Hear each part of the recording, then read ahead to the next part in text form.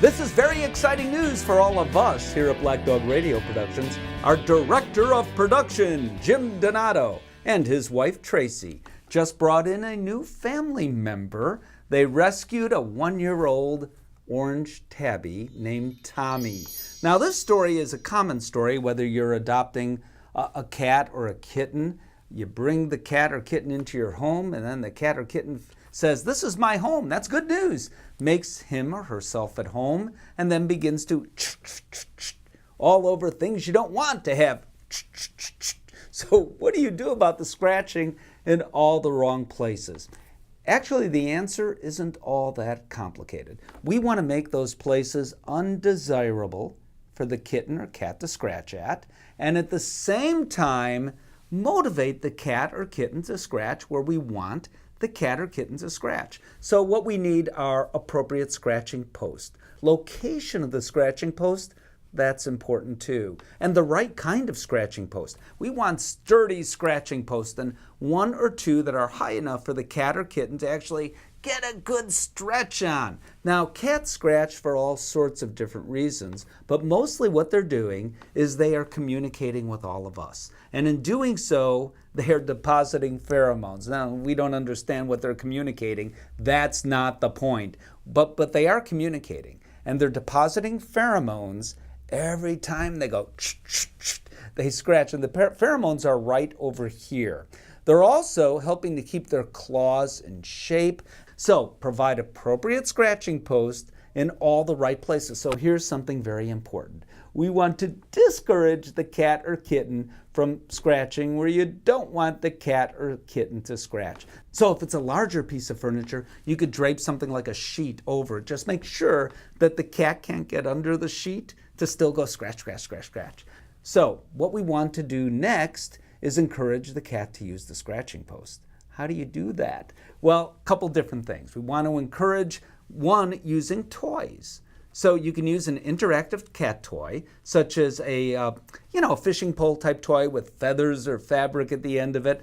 Dangle it, and the cat will go just like that. And if the cat touches or the kitten touches the scratching post 2, 3, 4 times, what happens is now we're depositing those pheromones, even if it's quite by accident.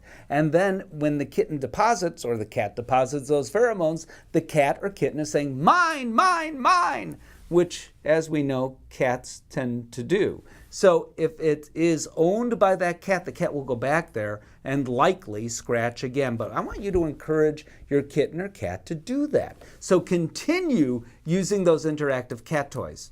I want you to do one more thing. One more thing that we don't think about enough with cats. We think about it with dogs, but not often enough with cats.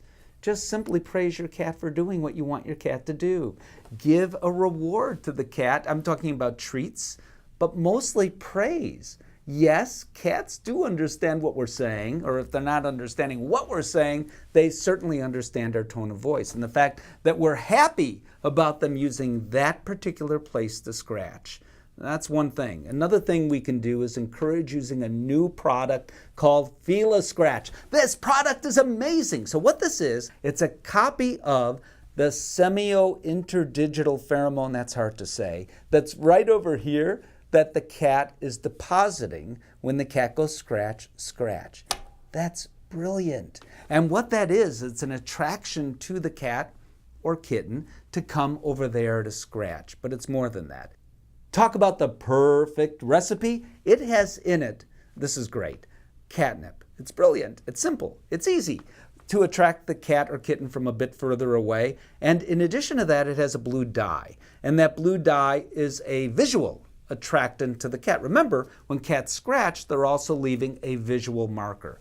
It's great because now you are using a product that can do no harm that says scratch here. It actually is like a magnet attracting cats or kittens to scratch where you want them to scratch. But I still want you to do that behavior modification. I still want you to reward the cat or kitten for scratching where you want the cat or kitten to scratch. So where are the right places? Well, one place is where the cat is currently scratching inappropriately. So if the sofa's over there that the cat is scratching at that you don't want the cat to scratch at, you put the post right next to the sofa, right over there.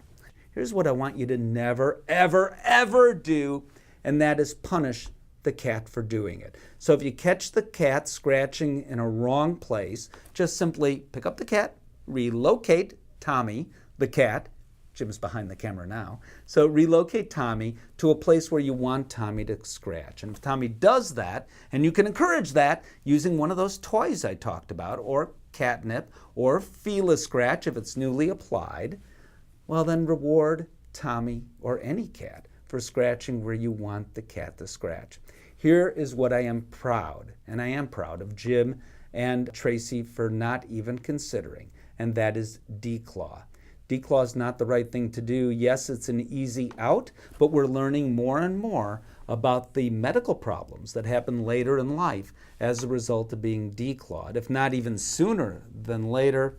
Beside, do we need an elective amputation for our cats? That's what declaw is. It's an amputation. So it's not just clipping the nails. We're cutting the last digit from here up. We're cutting it off from here up. We don't need to do that. Now we have tools that really work, that can encourage our cats to scratch in all the right places.